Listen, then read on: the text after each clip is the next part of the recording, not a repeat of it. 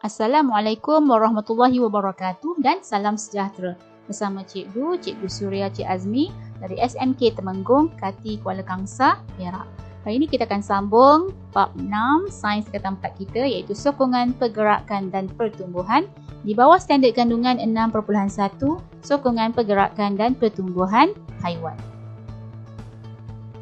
Untuk kali ini kita akan tengok dua lagi standard pembelajaran bagi standard kandungan 6.1, iaitu menghuraikan fungsi rangka dalam bagi haiwan dan mencerakinkan sistem rangka manusia. Jom kita mula. Okey, standard pembelajaran yang pertama untuk hari ini iaitu 6.1.4, fungsi rangka dalam bagi haiwan. Sebelum ini kita belajar bahawa semua vertebrata, iaitu semua haiwan bertulang belakang, mempunyai rangka dalam. Bagi kali ini pula kita akan tengok haiwan vertebrata terbahagi kepada 3 mengikut fungsi rangka dalam mereka. Yang pertama ialah haiwan vertebrata darat, yang kedua haiwan vertebrata akuatik dan yang ketiga burung. Okey, kita lihat yang pertama bagi vertebrata darat. Apakah ciri-ciri rangka dalam bagi vertebrata darat? Okey, yang pertama, ia mempunyai rangka dalam yang kuat dan tegak. Saiz rangkanya sangat besar dan sepadan dengan saiz badan. Berat badan disokong oleh lengkungan pectoral dan juga lengkungan pelvis. Dan kedua-dua lengkungan ini mempunyai sendi. Kita lihat pada gambar rajah, ini adalah lengkungan pectoral. Dan ini adalah lengkungan pelvis. Okey, untuk vertebrata akuatik pula, apakah ciri-ciri rangka dalamnya? Okey, yang pertama, ia mempunyai rangka dalam yang lebih kecil berbanding saiz badan. Lengkungan pectoral dan lengkungan pelvisnya lebih kecil dan lemah. Maka rangka dalam bagi ikan paus ni kita boleh kata sebabkan kecil dan lemah, dia tak dapatlah menyokong berat badan ikan paus yang besar. Jadi bagaimana berat badan ikan paus ni disokong? Sebenarnya berat badan bagi ikan paus dan juga vertebrata akuatik yang lain disokong oleh daya apungan air. Okey, kita tengok mana satu lengkungan pectoral dan lengkungan pelvis bagi ikan paus. Okey, ini adalah lengkungan pelvisnya, nampak ya sangat kecil. Dan ini pula adalah lengkungan pectoral. Jadi sebenarnya ikan paus ni kalau dia terdampar di tepi pantai, maka lama kelamaan ikan paus ni akan mati. Kenapa ya? Sebab apabila dia terdampar di tepi pantai, maksudnya dah keluar daripada air. Tak ada lagi daya apungan air yang dapat menyokong berat badannya. Jadi berat badannya yang besar itu akan menghempap rangka dalam yang kecil tadi, menyebabkan organ-organ dalaman pun akan rosak, maka dia akan mati.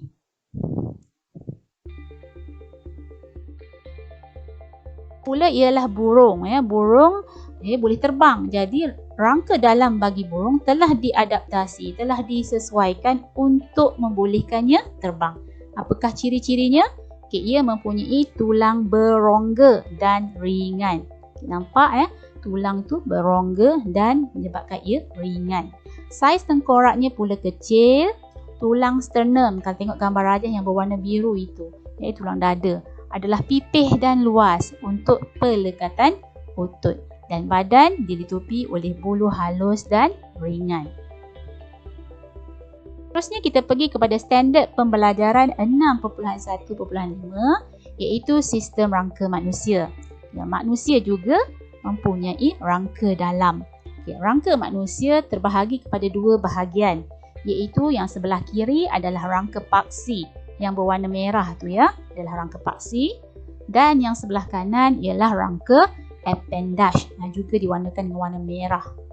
Okey, bagi rangka paksi, ia terdiri daripada tengkorak yang atas sekali tu, kemudian turus vertebra iaitu tulang belakang, dan juga tulang rusuk dan sternum.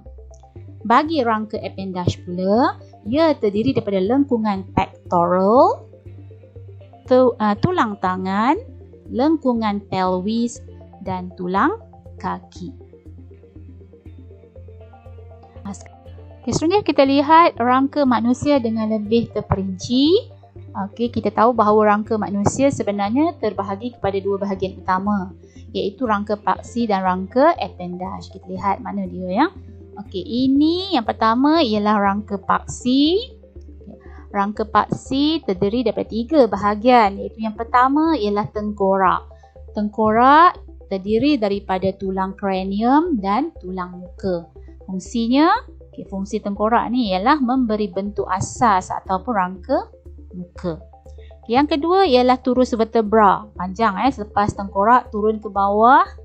Ya, satu turus yang panjang ini dipanggil turus vertebra ataupun tulang belakang.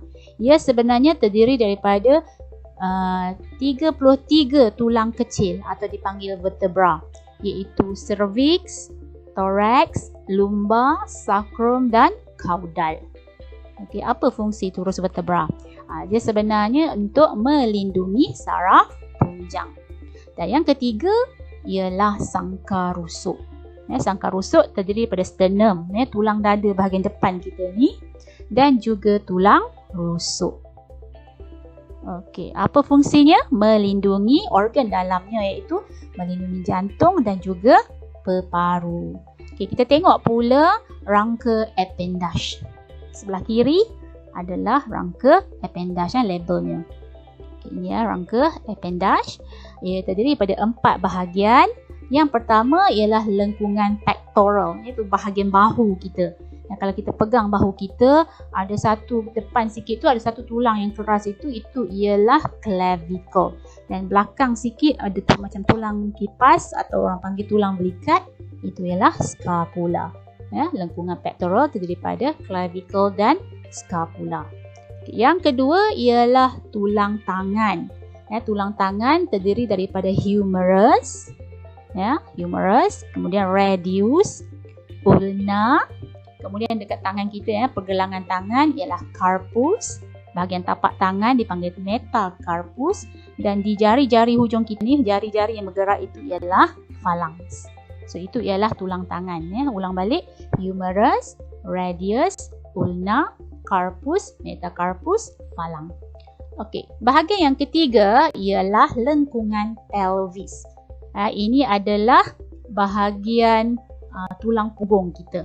Ia ada sepasang sebenarnya, kiri dan kanan. Ini adalah untuk menyokong berat badan dan juga melindungi pundi kencing dan juga organ pembiakan manusia. Okey, dan terakhir ialah kita ada tulang kaki. Tulang kaki terdiri dari femur, bahagian peha, tulang dalam peha ni. Kemudian patella, iaitu kita panggil sebagai apa? Tempurung lutut, lutut, bahagian tulang bahagian lutut. Yang ketiga ialah tibia, yang besar tu tibia, and next fibula, dan seterusnya bahagian kaki kita iaitu tarsal, dan phalanx. Saya ulang untuk tulang kaki kita ada femur, patella, tibia, fibula, tarsal, metatarsal dan phalanx. Jadi inilah dia rangka manusia. Okey, itu sahaja untuk kali ini. Sekian, terima kasih. Assalamualaikum dan bye-bye.